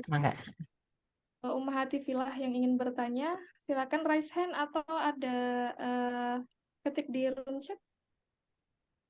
Atau kita utamakan yang raise hand dulu. Kemudian dipersilakan. Assalamualaikum warahmatullahi wabarakatuh. Waalaikumsalam warahmatullahi wabarakatuh. Syukron Ustazah Vela. Salam kenal Ustazah, saya Dian. Ya, Masya Allah, ahlan wa sahlan, ahlan wa sahlan. Izin bertanya gini, sebenarnya ini tadi tentang apa LGBT dan sebagainya itu tadi. Ini saya alami sendiri keponakan Ustazah. Putranya kakak yang nomor 2 agak seperti itu, gimana ya? Cowok tapi iya agak melambai. Nggak parah sih, tapi ya mengganggu gitu. Sudah coba menyampaikan ke orang tuanya, tapi kurang ada respon yang gimana gitu loh Ustazah. Sedangkan kita keluarga besarnya aja malah sudah khawatir banget gitu loh. Ini baiknya bagaimana, mohon saran Ustazah, maksud gitu. Apalagi kan kita juga bukan hanya khawatirnya kalau kita terus-terusan nanti dikiranya gimana sama anaknya sendiri, padahal kan maksud kita baik gitu loh. Ya. Jazakallah khairan Wah, Ustazah. iya, ya. Ini memang PR buat kita semua ya. Iya. Karena memang penyakitnya itu sumbernya bukan cuma masalah pergaulan di luar ya, tapi sekarang sampai ke TV, tontonan, sosial media, ya, medsos. Jadi Barat saja yang sekuler sudah mulai gerah dengan LGBT ini, LGBTQ sekarang ditambah lagi ya, LGBTQ. Jadi sampai harus membiarkan, kalau di Barat itu sampai orang tua itu di sekolah ketika menitipkan anaknya ke sekolah, sekarang orang tua sudah mulai resah karena di sekolah sistem pendidikannya diajarkan, nah nanti kalau tiba-tiba ibumu operasi kelamin berubah jadi bapak, kamu nggak boleh marah. Ya, kalau ibumu berubah jadi laki-laki, kamu nggak boleh marah, kamu harus terima. Atau bapakmu berubah jadi perempuan, operasi kelamin, kamu harus terima. Masing-masing orang punya kebebasan, masing-masing orang punya pilihan. Itu begitu diajarkan ya. Ini langsung nih dari sumbernya yang dari London nih, masalahnya dari Eropa. Ada yang baru pulang, ternyata begitu, bikin resah orang tua di sana. Sampai dikatakan juga, kamu kalau udah besar nggak usah nikah, nggak apa-apa, karena pernikahan itu nggak harus. Yang penting kita hidup di dunia ini cuma punya partner, cukup partner, nggak harus istri dan nggak harus suami. Nah, ini kalau anak-anak Muslim yang ada di sekolah-sekolah seperti itu, pas pulang ngomong sama ibunya kaget-kaget. Itu alhamdulillah kalau anaknya mau ngomong. Coba kalau anaknya nggak mau bicara, anaknya nggak cerita pulang sekolah, mendem, tapi informasi itu dimasukkan ke dalam kepala mereka. Terbentuklah sampai kaget-kaget mungkin orang tua kalau anaknya tiba-tiba ya pas sudah dewasa, saya udah 17 tahun, ibu bapak nggak boleh ngatur saya mau keluar rumah, saya mau operasi kelamin, wah itu udah repot, saya nggak mau punya pasangan ya, jadi saya cuma mau punya partner, bahaya. Ya, jadi memang penting menitipkan kepada siapa, ya sekolahnya di mana, teman bergaulnya siapa, itu aku yakin teracuni dengan teman-temannya, karena nggak ada bayi yang semula jadi itu bayi LGBT, nggak ada. Apalagi orang-orang LGBT sekarang pada mengatakan, saya ini terjebak dalam tubuh, misalnya perempuan. Saya terjebak dalam tubuh laki-laki, atau laki-laki mengatakan saya terjebak dalam tubuh perempuan. Tidak, itu pergaulan. Jadi yang harus disadarkan nomor satu itu sebenarnya selain anaknya adalah orang tuanya. Ajak bicara dari hati ke hati, heart to heart, ya, face to face, berdua aja kalau bisa, ajak bicara ibu. Karena biar bagaimanapun pasti ibu lah yang nomor satu paling resah. Harusnya. Semoga ada rasa resah di hati ibundanya. Jangan sampai ternyata ibundanya juga persepsinya udah salah ya. Sekarang akhir zaman biasa aja, naudzubillah min dzalik ya. Karena beberapa waktu juga pernah ada cerita dari beberapa ibu-ibu majelis taklim itu, dia main reunian ke tempat temennya, pakai kerudung temennya. Cuman itu waktu itu Sabtu malam. Dia pulang mau deket maghrib, anak temannya itu perempuan ya, sudah mau keluar rumah, anak perempuannya nggak pakai kerudung, dan ibunya wanti-wanti, dek ke anaknya, jangan lupa bawa itu ya, nanti takut itu loh si masmu kelepasan. Ini tamunya rada bingung ya, ibu-ibu majelis taklim, bawa apa sih maksudnya? Kamu kayak nggak tahu aja, kata temannya tuh. Ini kan malam minggu, dia kan keluar sama pacarnya, takutnya kelepasan, jadi anaknya itu disuruh bawa kondom ya.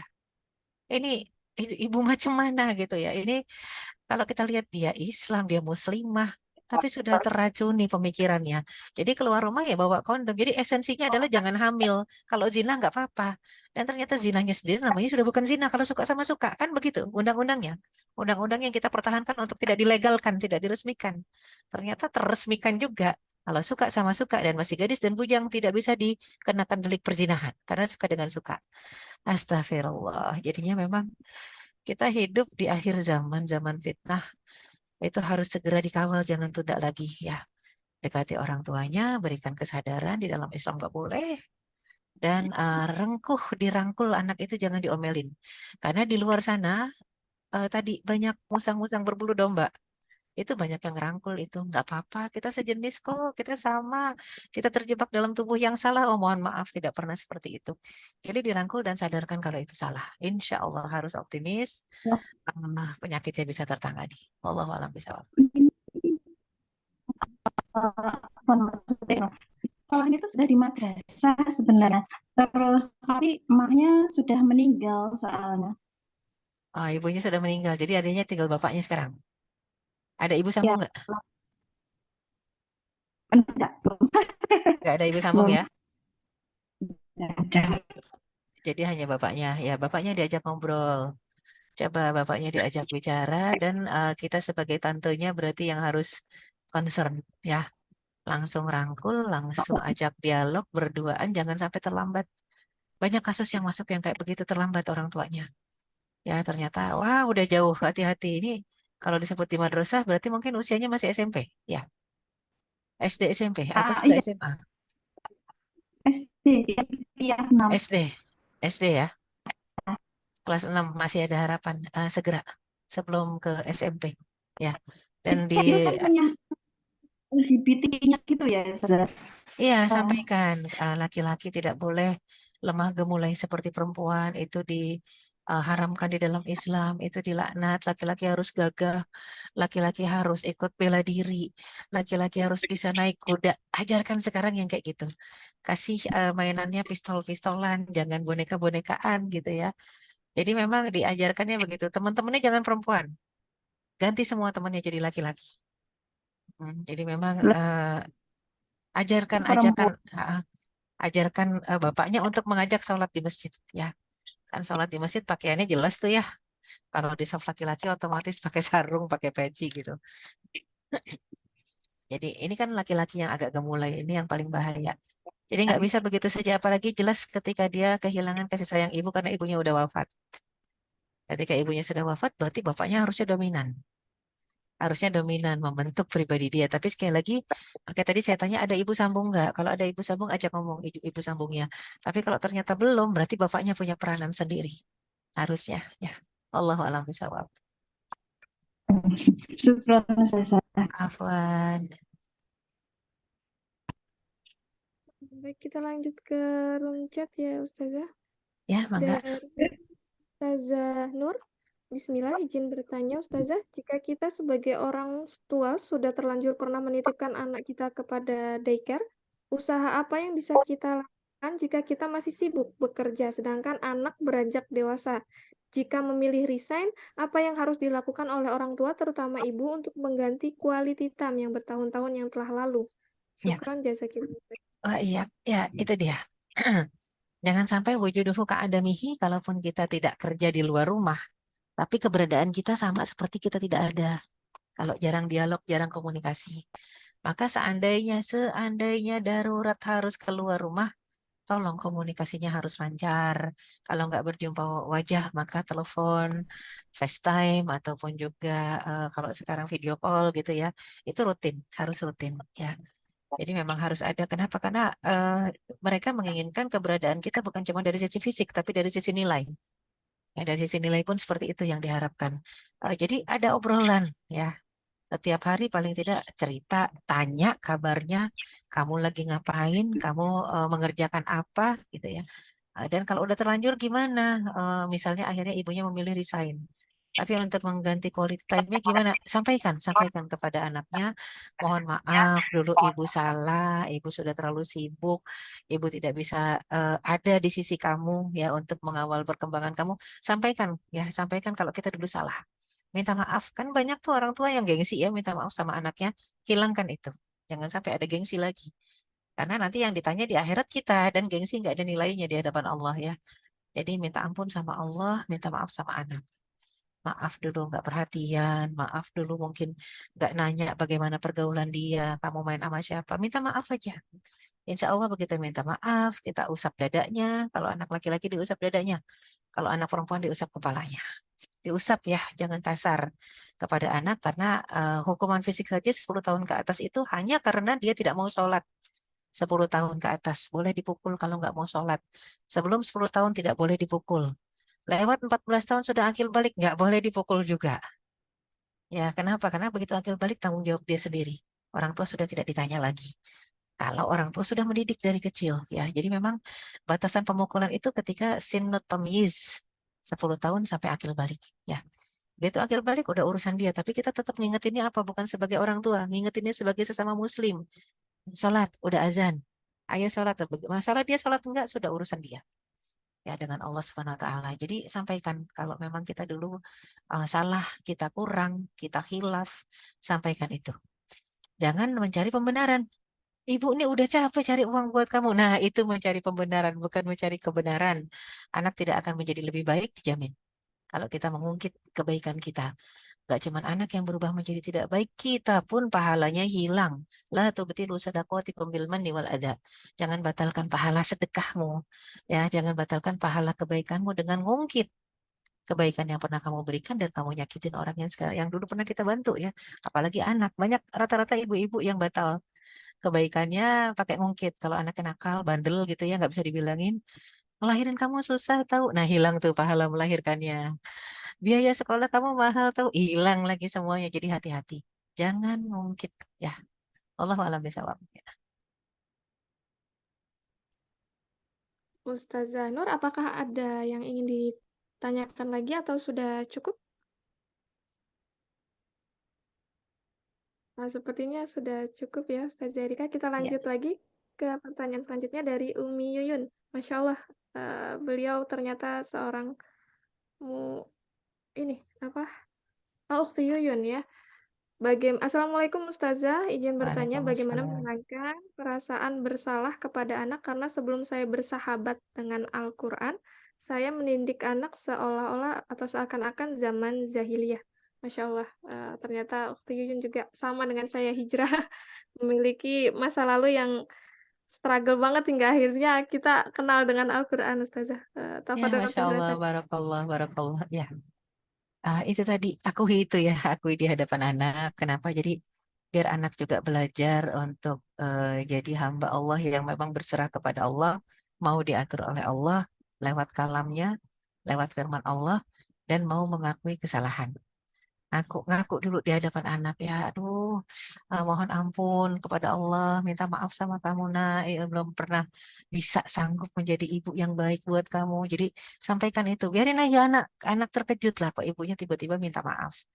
Ya, jadi misalnya dulu memang nggak concern kepada pendidikan anak, mungkin concernnya kita kerja di luar, tapi sekarang begitu sadar, wah iya ternyata salah. Ya, ayo sama-sama murojaah lagi, sama-sama flashback lagi, ya ambil pelajaran, bergandeng tangan itu udah paling enak. Ya, kalau menuju Allah bergandeng tangan, buka Al-Qur'annya, buka kitab-kitabnya, ya kitab apa fikihkah itu yang harus dipelajari, tafsirkah itu yang harus dipelajari, sirahkah itu yang harus jadi rujukan, maka dibuka. Jadi agar anak paham. Yang ibunya inginkan adalah keridhaan Allah Subhanahu wa taala. Yang rata-rata anak gak bisa paham tuh kalau sang ibu atau orang tua, sang ayah menginginkan anak dibentuk sesuai keinginan mereka itu nggak bisa. Karena anak bukan milik orang tua, anak bukan milik orang tua, anak milik Allah. Orang tua nggak berhak merubah fitrahnya. Jadi orang tua justru harus menjaga fitrahnya. Kalau udah rusak gimana? Kembalikan seperti fitrahnya dulu. Ya contohnya fitrah-fitrah yang rusak tadi LGBT itu rusak fitrahnya. Ya, atau misalnya anak-anak yang sudah mabuk-mabukan, ya berkelahi terus maunya, tawuran, itu sudah rusak fitrahnya. Kembalikan, mana ada anak bayi yang dendam, bayi pendendam nggak ada, bayi LGBT nggak ada, bayi yang suka mabuk apalagi nggak ada gitu ya. Bayi itu fitrahnya bagus semua.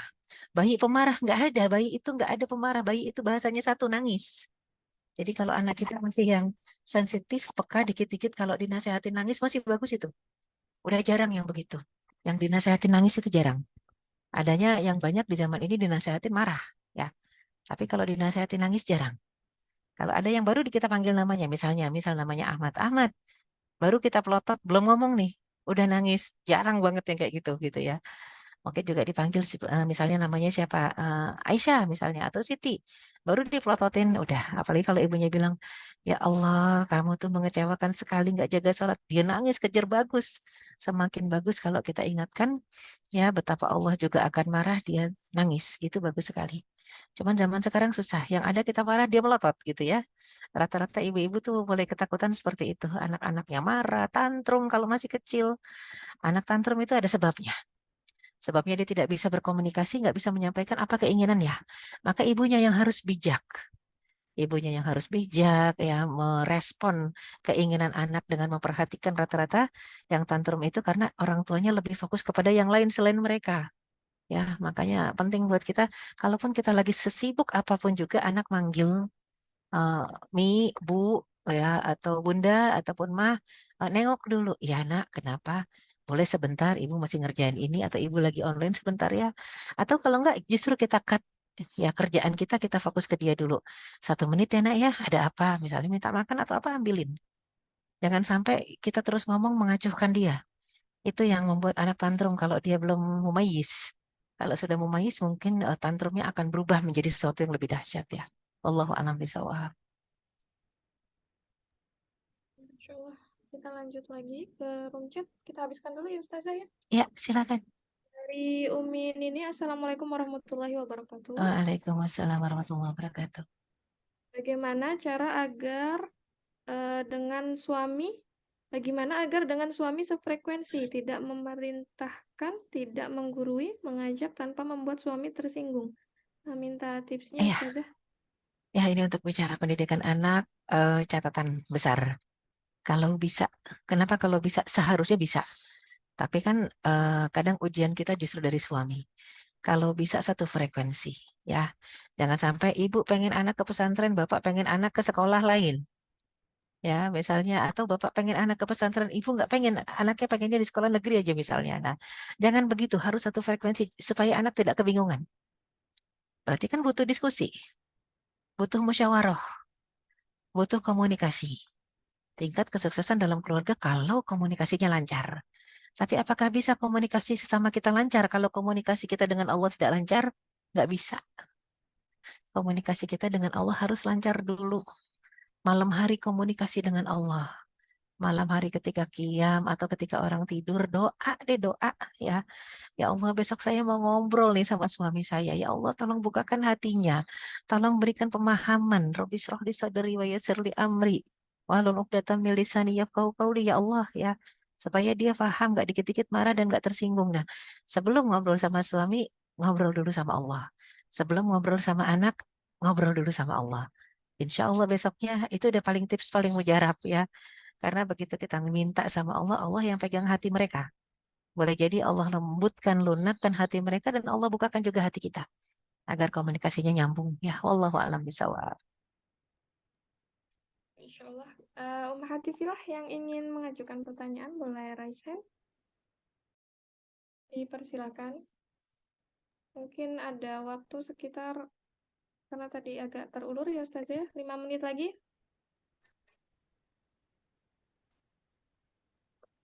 Tafadhol Ukhti Hatifillah dan Ukhti Filah yang ingin menggali lebih dalam lagi. Atau Sepertinya Eyang lagi ini deh, Eyang kasih isyarat itu, Eyang Mak. Ya, betul. Masya Allah. Tafadhol Ustazah. yang. Ya, alhamdulillah. Assalamualaikum Ustazah Erika. Waalaikumsalam warahmatullahi wabarakatuh, Eyang. Namanya sama dengan anak saya Erika. Masya Allah, Masya Allah, Iya, Masya Allah. Masya Allah. Ya, saya cuma mau ingin menanyakan bagaimana caranya minta ampun sama Allah. Mungkin dulu kita punya salah sama orang tua, Iya, iya, sedangkan iya. orang tua sudah tidak Udah, ada. ya. Ya, saya Iya, teringat dulu, makanya sedih tadi dengarnya gitu. iya, iya. Waktu mendekati sakitnya, saya dilarang kerja. Ngapain kamu kerja katanya? Kamu harus di rumah aja. Sedangkan saya waktu itu pekerja. pekerja dan pegawai negara lah. Nah, dan harus memenuhi kewajiban juga. Gitu. Saya perang batin, saya berantem sama atasan saya, di rumah saya berantem dengan orang tua. Gitu. Sampai saya dilempar, kan habis dimandikan, dia nggak mau ditinggal, itu kunciran rambutnya dilempar lagi sama dia. Loh, Kak, kuncirnya bisa lepas, aku bilang kan barusan udah diikat. Nah, dia sengaja supaya saya ngiketin lagi rambutnya gitu. Jadi saya nggak pergi gitu. Saya Masya Allah. ingat itu aja. Iya, Saya Bu. minta Iya. ampunnya bagaimana gitu. Mungkin Iya. saya kurang sabar waktu itu, saya kurang sabar. Saya merasa saya kurang, sampai dia nggak ada di tangan saya. Iya, iya, ya Allah. Semoga Allah berikan husnul khatimah kepada yang sudah berpulang ke rahmatullah. Ya, dan juga semoga dosa-dosa mereka diampuni dan dosa Amin. kita nih, ya. Dosa-dosa Amin. kita yang masih hidup ini kan masih to be continued, tiap hari kita masih buat dosa. Ya, Iya. otomatis pertama kita harus taubat nasuha, menyesal dengan apa yang pernah terjadi di masa lalu, dan sebaik-baik tebusan itu selain istighfar adalah sholat 2 rakaat ditambah banyak sodakoh. Iya. Terutama untuk orang tua kita, banyak sedekah atas nama mereka, Iya. almarhum dan almarhumah. Banyak sodakoh. Dan menghubungkan tali silaturahim dengan kerabat-kerabat dekatnya. Ya, misalnya dengan adiknya, kakaknya gitu, atau pamannya, pokoknya dengan kerabat dekat, dengan sahabatnya gitu ya. Hampiri mereka, datangi, bilang, ya ini saya putrinya Fulana atau putrinya Fulan, mau bersilaturahim ya, agar Iya. ada terus, itu sambungan pahalanya langsung ke mereka-mereka. Langsung pahalanya itu ngalir ke beliau-beliau yang sudah wafat.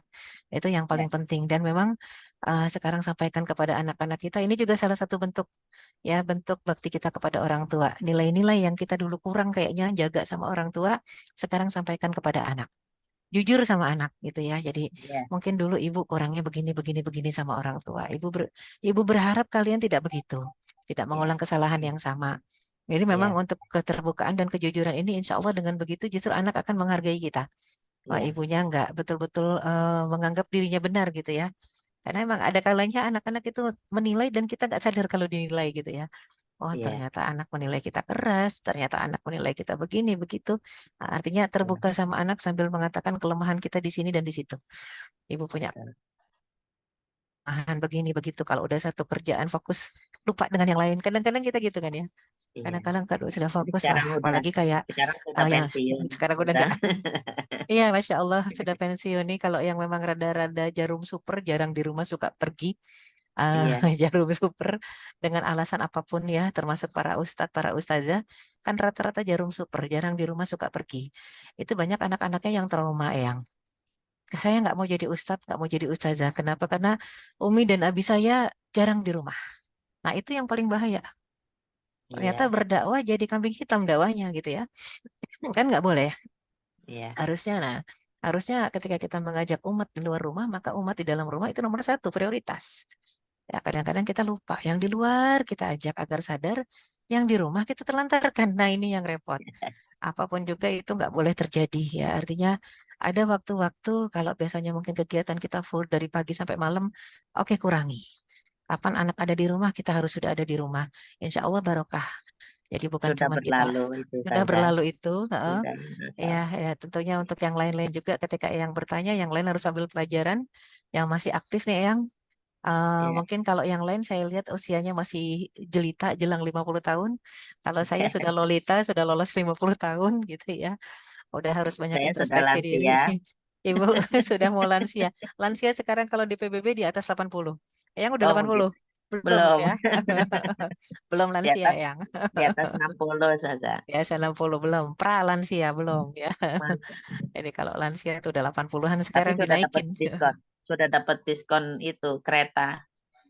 Udah dapat diskon kereta ya. Masya Allah, Masya Allah ya. Jadi memang ya mulai berkurang satu-satu, kekuatan kita udah normal tuh. Saya Iya, sekarang isi betul. ceramah di mana-mana juga saya nggak mau duduk di bawah. Kata dokter, lututnya nggak boleh dilipat. Nah, udah. Itu Ya, juga udah berkurang kekuatan lutut gitu ya. Jadi betul. memang cucu juga baru 4, padahal mungkin yang lebih banyak cucunya.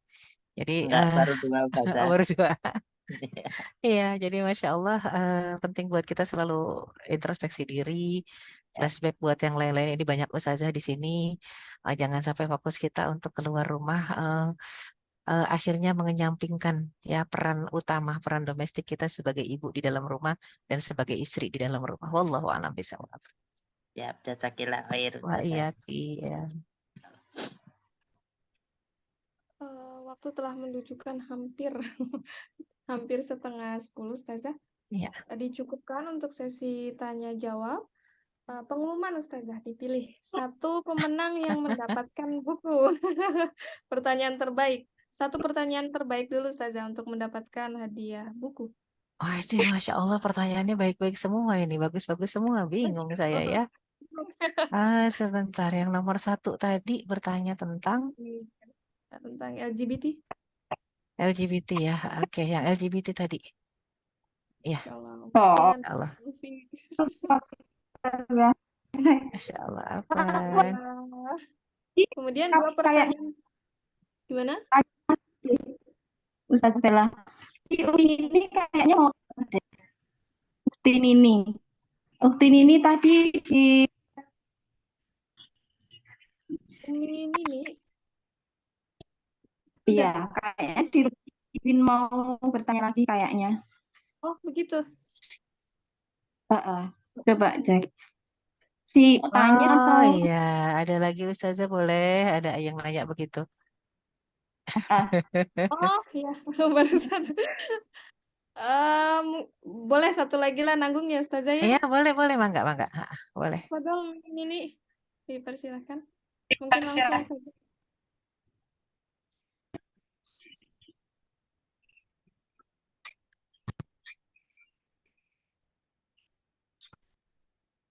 ini ditanya atau tidak? Atau baca please saja nanti. Boleh. Kayaknya sinyal kita rada-rada terganggu. Ya, betul Ustazah. Dua pertanyaan terbaik lagi Ustazah yang mendapatkan hadiah pulsa. Iya, yang quality time 1. Sama pertanyaan Eyang tadi. Dan barakallahu fiik yang dan Allah yang yubarik quality fik. time tuh yang Masya Allah, jazakillah khair Ustazah. Wah iya, yang quality time itu yang pertanyaan Mbak Nur. Pertanyaan Mbak Nur. Ya. Iya, yang room chat yang pertama kali saja. Iya. Assalamualaikum. Waalaikumsalam. Nah ini Mbak Nini. Tafadhal ini. Afan Ustazah, alhamdulillah saya lagi di Papua sudah jam Masya Allah, barakallah ya Allah. Alhamdulillah Udah malam banget jam 12. anak-anak Nyaris. sudah tidur.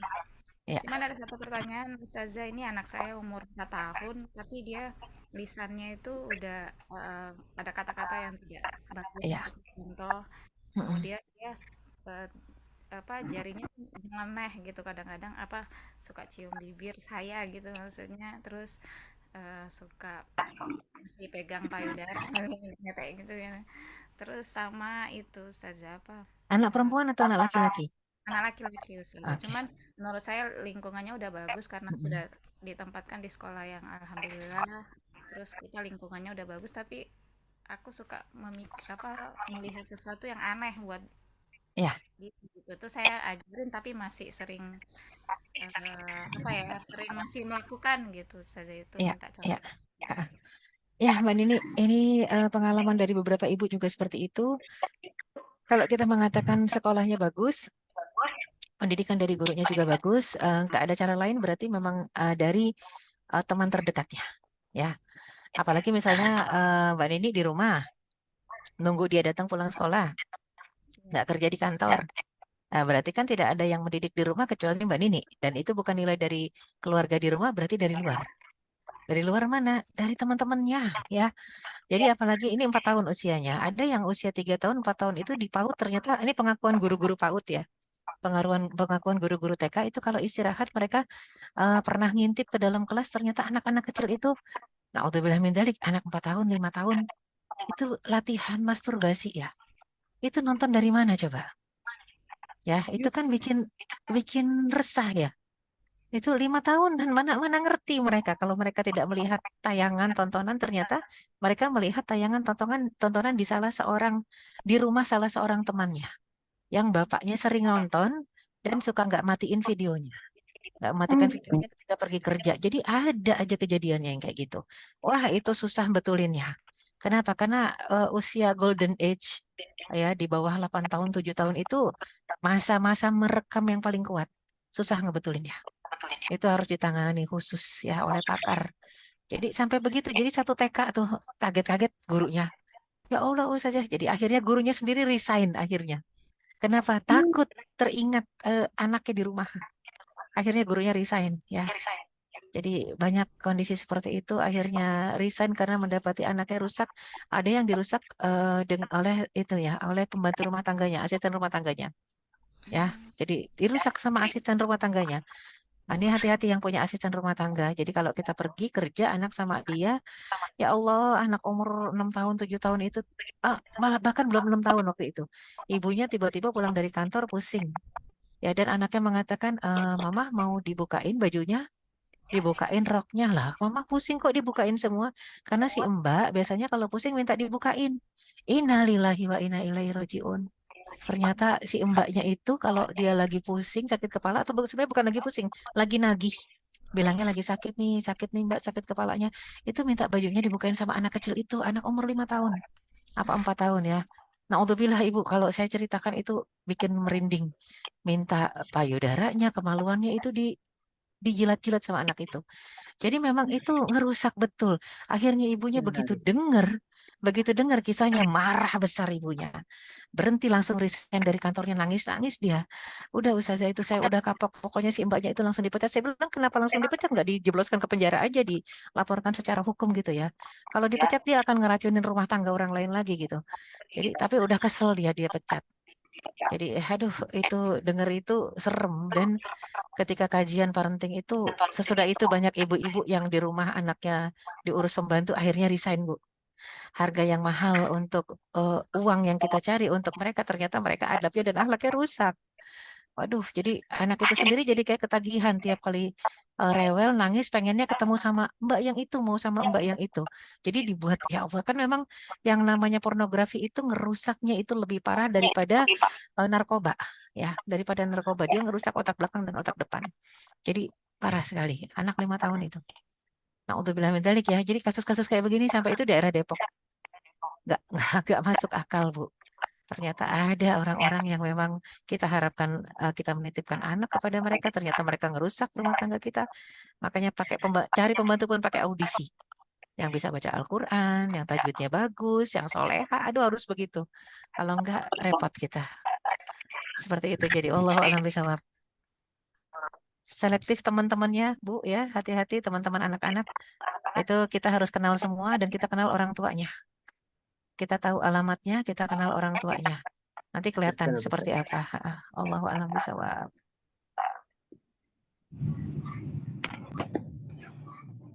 Cukup? Insyaallah. Alhamdulillah. Jazakallahu khairan katsiran Ustazah atas segala Afwan. menginjak acara yang selanjutnya yaitu doa yang akan dipimpin oleh Ustazah Erika Suryani Dewi LCMA. Waktu dan mic dipersilahkan. Ya, baiklah, kita akhiri pertemuan kita. Semoga Allah SWT merahmati kita, menjadikan pertemuan ini pemberat timbangan amal soleh kita di yaumil akhir nanti. Amin ya rabbal alamin. Astaghfirullahalazim, astaghfirullahalazim, astaghfirullahalazim. Alladzi la ilaha illa huwal hayyul qayyum wa atubu ilaik. Allahumma lakal hamdu hatta tarda wa lakal hamdu idza radit wa lakal hamdu ba'da ridha wa lakal hamdu awwalan wa akhira wa lakal hamdu batinan wa zahira. Allahumma salli wa sallim wa barik ala sayyidina Muhammad wa ala alihi wa sahbihi ajma'in wa man tabi'ahum bi ihsanin ila yaumiddin. Allahumma taqabbal minna innaka antas sami'ul alim wa tub alaina innaka antat tawwabur rahim. Rabbana zalamna anfusana wa illam taghfir lana wa tarhamna lanakunanna minal khasirin. Rabbana la tuzigh qulubana ba'da idh hadaitana wa hab lana min ladunka rahmah innaka antal wahhab.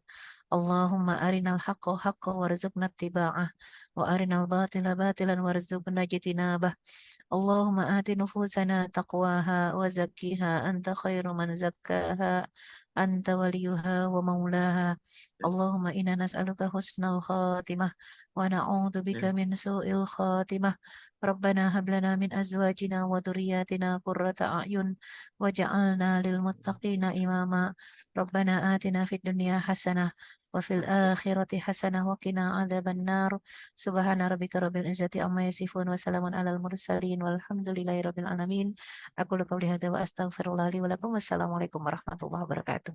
Waalaikumsalam warahmatullahi wabarakatuh. Jazakillah khair Ustazah. Ya, mohon maaf lahir batin. Ya. Ya, kita akhiri subhanakallahumma wa bihamdika asyhadu an la ilaha illa anta astaghfiruka wa atubu ilaik.